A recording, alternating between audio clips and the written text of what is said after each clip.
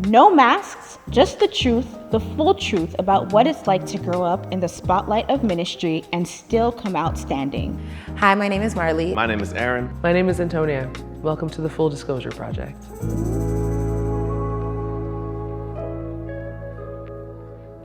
You've met us. Now, let's talk about the pressure, the pedestal, and everything in between. So I grew up in the Seventh-day Adventist Church, and how that denomination works, it involves a lot of moving around of pastors. So I think by my count, from the time I was born till 18, our family was in 7 different churches. And each of those churches had its own unique vibe, its own culture, and with that came its own experiences. I was born in a very, very, very small town in Michigan. I think there was only one stoplight. And family nights out consisted of going to a concert, to go see Sandy Patty, go see Laura Harris, go see the Heritage Singers, and then of course Pizza Hut, because that was the only thing there. And then we moved to Illinois, and Illinois was still very rural. The school was a one-room schoolhouse, and again, it had its own vibe. Then we found out that we were moving to Toronto, the big city. So moving to Toronto came with such a huge culture shock. There were so many brand new faces to meet, so many names to learn. But honestly, the church was definitely the central piece of our lives together. Music definitely was a central part of all those transitions. When I think about Friday night family worship, that's where I learned how to read music. My mom was on the guitar or she was playing the piano. That's where I learned how to sing, how to harmonize, and how I kind of embraced the creativity that comes with music. And then, of course, that transcended into the actual church life. When we're in the building, music was definitely the piece of church that I gravitated towards the most, whether it was sitting on the praise team, whether it was, the AY song service, whether it was, when Kurt Franklin's brand new song came out and we're after church and we're all bumping, stomping, everyone telling us to be quiet, but we didn't care because that was the music we wanted to listen to. So those are some of the memories that I recall, and that was honestly my integration into being, I guess, more active in church life itself. So my dad, he has a lot of jokes, a lot of sayings. One of the things that he always says, even till this day, is that, him being a pastor wasn't just a job. It was literally 24/7, and he was telling the truth. And so him having a love for music, me embracing music for myself was also a way for me to connect with him. As I got a little bit older, my dad actually created a steel pan orchestra, mainly for the young people at one of our churches. And, they told me I was too young, but that didn't mean anything to me. Anytime I would sit throughout their entire practice, anytime there was a break, I would run up and I would tippy-toe and I would play what I had memorized. And everyone was looking at me like, how did she know that? And I'm like, I was paying attention. So finally, they allowed me to join, even though I was still a little bit too young, as they said. And, playing steel pan is probably one of the biggest joys of my life that has come out of being in the church. And it's transcended a lot of the places that I've been and a lot of the experiences I've had since then. When you think about growing up as a pastor's kid, what comes to mind for Stress. you? Fair. Tell us more. Immediately stress. There is something really diabolical. Yeah, that's the word we're using. There's something really diabolical about having to carry the weight of being a pastor's kid. When I didn't choose for my parents to be a pastor, I did not choose this life, it chose me. And now I'm having to follow these rules. I'm having to be this person. I'm having to be an example. I'm having to show up and do these things. And I'm a literal child. Mm-hmm. And it felt so heartless to have so many eyes and so much judgment and so many hands in things. Like, people really felt this need to not only parent their children, but then also somehow turn around and parent the pastor's children, but then not parent them in a way that they're parenting their kids, parenting us in a way that even though I'm the same age as your child, I'm held to a higher standard.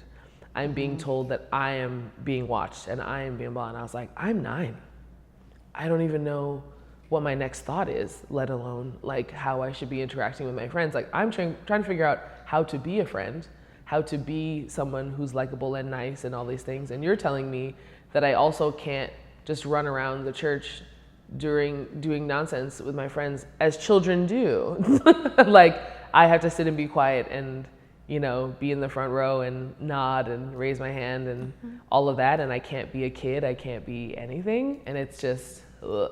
And you also grow up realizing that like the person who's a pastor in your household is like pastor first before being a parent.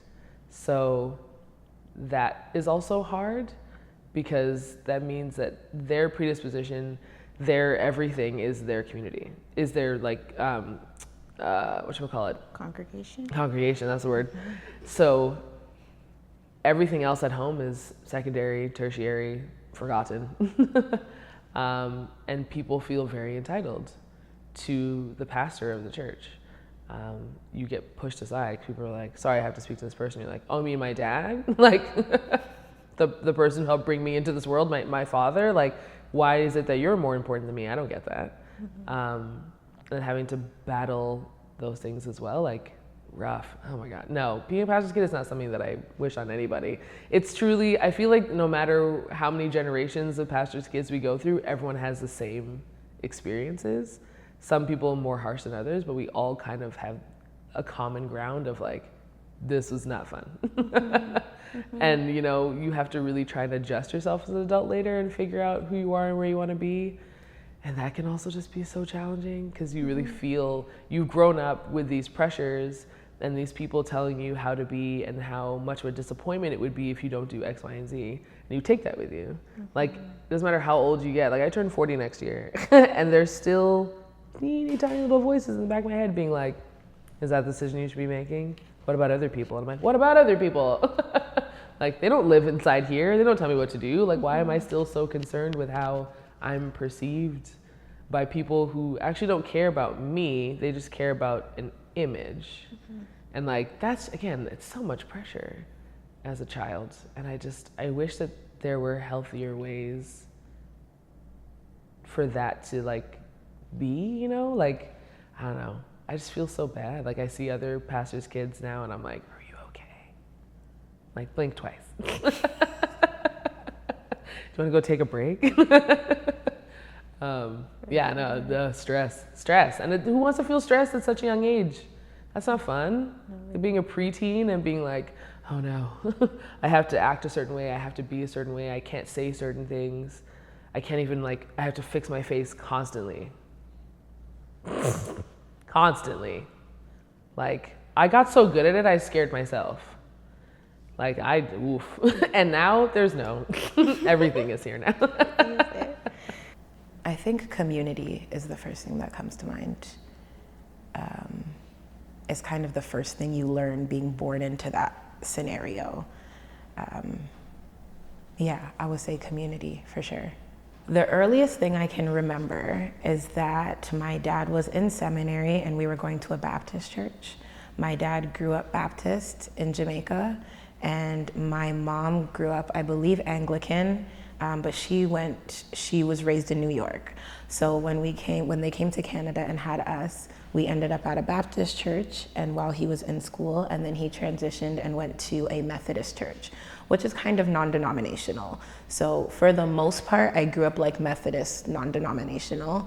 And I would say my role,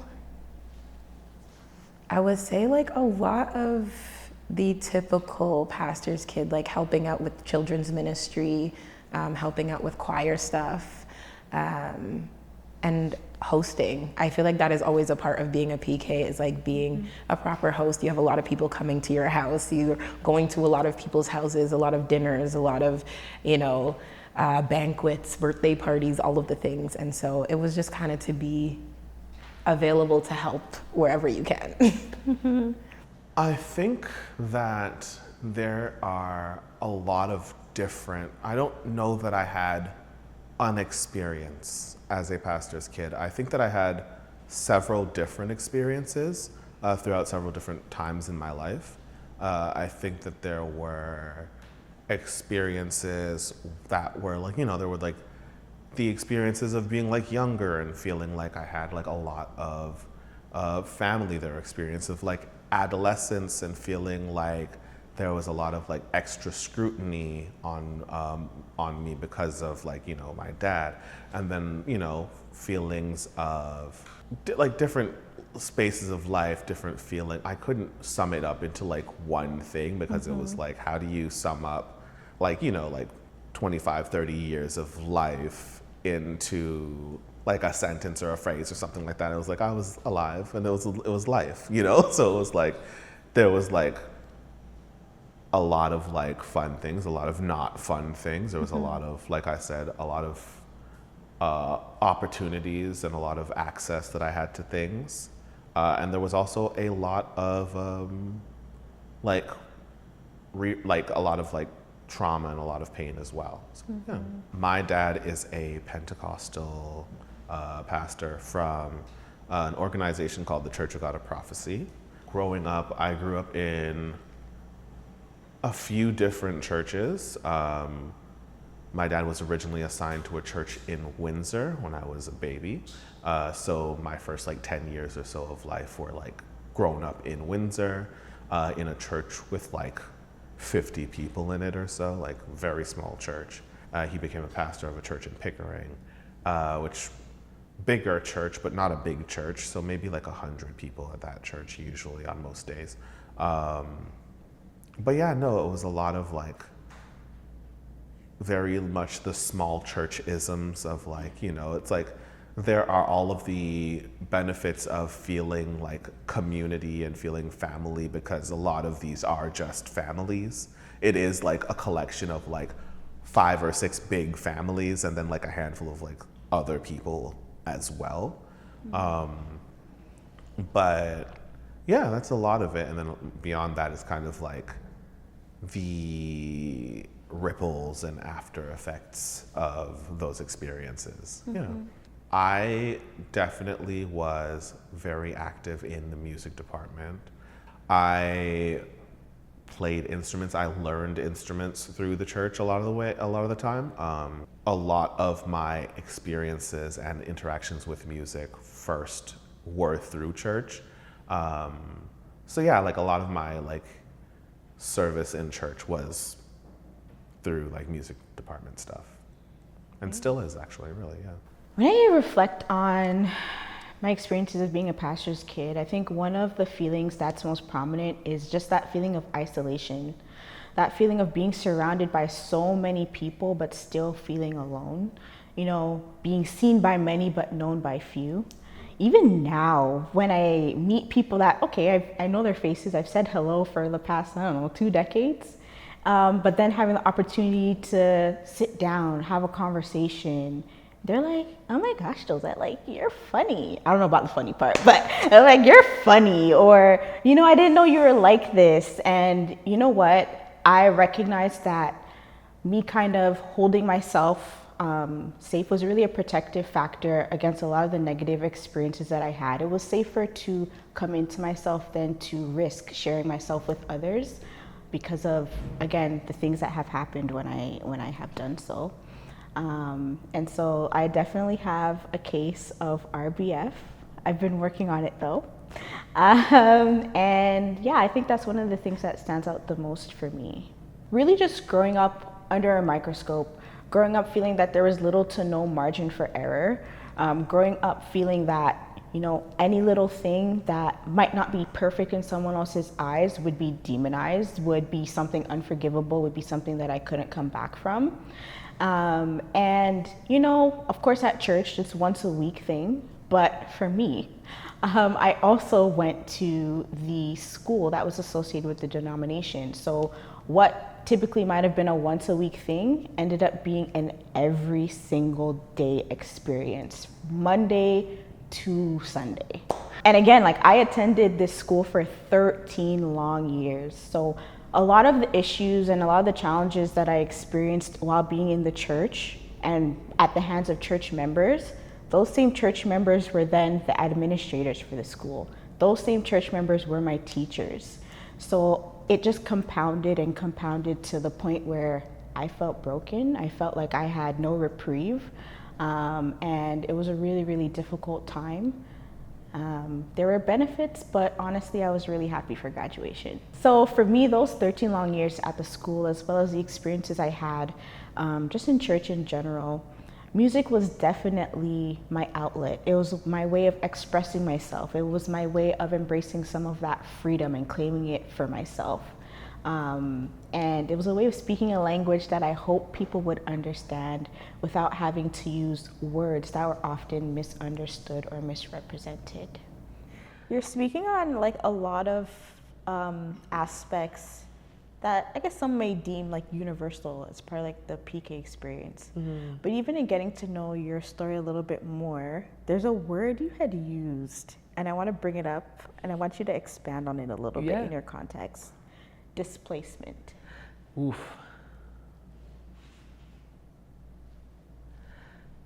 I would say I would definitely apply that because, oh man, being a pastor's kid also means that you have to get used to not having a home.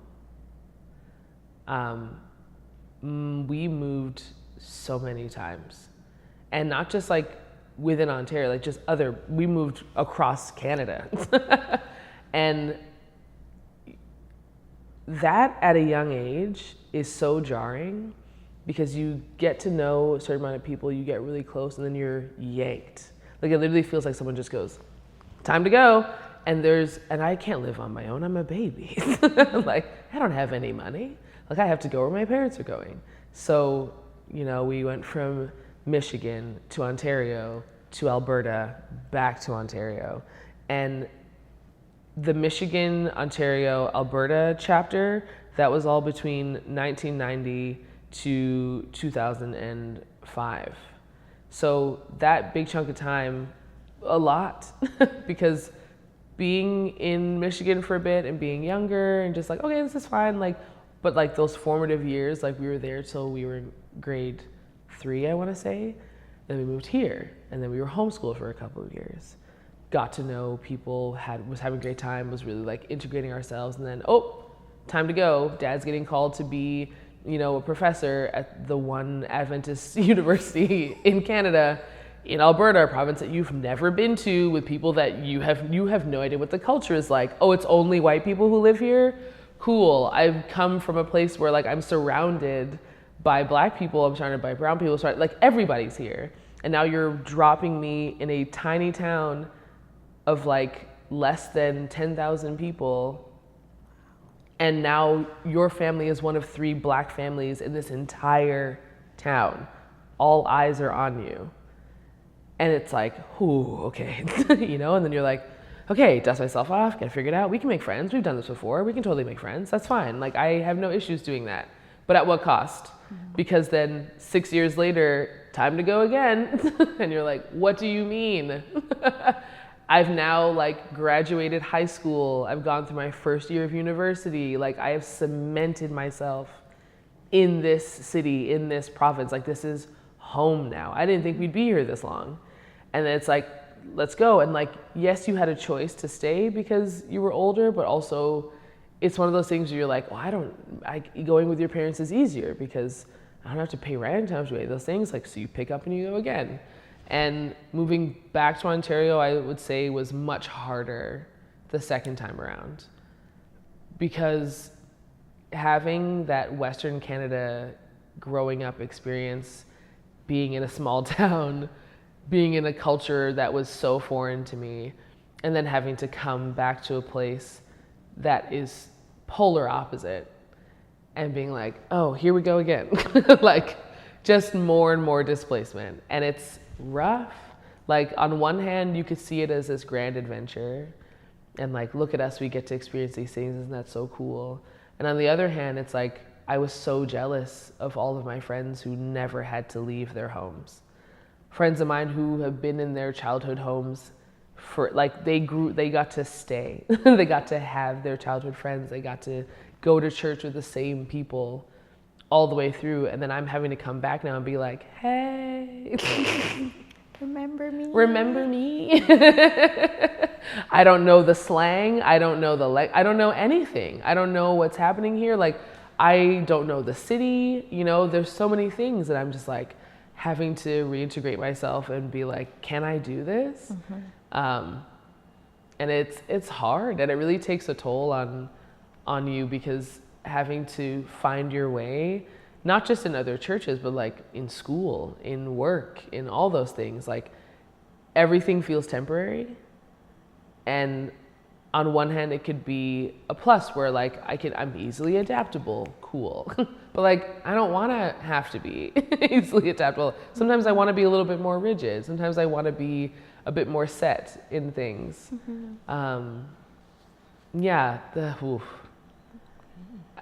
I feel like there's so many endless conversations about that, but it's, if music was involved, I was in it. That's where I found my happy place, was being involved in anything musically. I didn't really mess so much with any children's ministry or anything like that. I didn't want to mess with people's badass kids. So I was just like, okay. But music, that was my safe space. And especially when we were in Alberta, I was in as many choirs as I could get myself into, which was also nice because then we would travel and do little things. So that was really cool. I found myself there. I found myself just like mostly sitting and observing if I wasn't on stage doing something. And it was good for me, because coming from a place where I was just always saying yes to things and always being available, I needed to also just have a moment and allow other people to do things. We grew up like playing piano, and so that was something that we were called on to do, not necessarily in church. I feel like I never really played piano in church. I wasn't that brave. Like, kudos to everybody else. I was like, I'm okay. I was like, I'll just be on the mic. I think that for me, that was really where I felt I had the most shine in those moments. But then it also meant that there were a lot of eyes on me, because then, you know, once you start doing one thing well, everyone starts to ask you to keep doing that thing, and you're like, but you're not paying me. Like, I do this because I want to do it, because it brings me joy, not because I'm trying to take this anywhere, or I'm not trying to be noticed or have this like burden. But I don't know. Yeah, music was it for me. And then I found that since all of my siblings were also musical, like anytime the four of us were in town, you know, it became a request of the parents to be like, so you guys are gonna sing for this thing? And they're like, yeah, I guess. You said yes? Wow. I know, right? It was mostly because since my sisters didn't live with us, you know, they were like, yeah, no, totally. And my brother and I'd be like, yeah, I guess we also have to do this too. To give more context to that, my dad is the pastor in our household, and particularly a Seventh-day Adventist sector. Sect? I don't know. Denomination? Yeah, denomination, that's the word. For me, a lot of being like a young pastor's kid was the, like I mentioned, feeling a lot of restrictions and feeling a lot of having to do things, or a lot of obligation, a lot of like responsibility, including responsibilities that I would have that I would see that like my friends wouldn't necessarily have. Like, for instance, if I was like, my church, when we were in Pickering, the church that I grew up, like an adolescent age in, that church didn't have its own building, so we had to like set up and pack down the chairs, and we had to like set up and pack up all of the instruments and all the equipment and all that fun stuff. So of course I knew how to set up and use all of the equipment, and as such it was also primarily my responsibility for the stuff to be packed up. So like the equipment, like I had friends who could like, you know, pack up like 5 chairs and then go home about their business. But I would be there until everything was done, kind of thing. And a lot of my like adolescence was similar things like that, where it's like a lot of my experiences, a lot of the challenges rather, were based on feeling like I kind of just was like born into extra work. I would say that the expectations, I would say at first they definitely came from my family, from my parents for sure. I would say that as time went on and it became a thing that you could just expect of me, like it was one of those things where the expectations were from my parents, and because they were placed on me, to a point where eventually people would recognize that I could be depended upon to do certain things, like for instance, like playing piano for things, if they needed accompaniment for something that was like outside of regular church service stuff. People eventually became comfortable with expecting me to do things as well. So yeah. I have 3 older brothers, as you can imagine, is interesting. And so I would say when you grow up in a Christian household, it's very, gender roles are very much in place, right? And so while they were probably handling like sound and music and different ministries, a lot of, for women, or in my experience, it was a lot of like homemaking, if that makes sense, but like in the church. So again, just helping and making sure things are available. Honestly, in my family, I kind of feel like my brothers had a bit of a different experience. Because I was the only girl and I was the youngest, I didn't really participate in a lot of the things that they got to participate in, just because I was too young for a lot of it. So they would go and do like the youth stuff, but I was kind of young to do those things. So I would spend time at like family friends' houses or things like that. And I feel like my role was, or my experience there was just kind of like going with the flow and just being okay with whatever kind of came our way. I would say my biggest struggle, looking back at it now, was feeling like my parents didn't really belong to me. You know, like they belonged to the church. And so when I needed to, I think, experience their love the most, because maybe things got hard or I'm experiencing different emotions as you get older, you know, different things come. Sometimes you feel like you are burdening people when you have to like talk about your situations or like what you're feeling, because you feel like what they are dealing with is so much more important. You get kind of raised into the situation where everybody else's problems kind of come above yours. And in the house, it was kind of like, even if we were dealing with things at home, we can't have that conversation at church. And like when things are going on, we kind of still have to put on and like show up. So I think it was a lot of understanding that our family wasn't really our own, you know? I think it definitely affects your self-esteem and affects how you view relationships. And I think it's something that I still work through to this day, of understanding that it's okay to have feelings. It's okay to also talk about those feelings and lean on other people.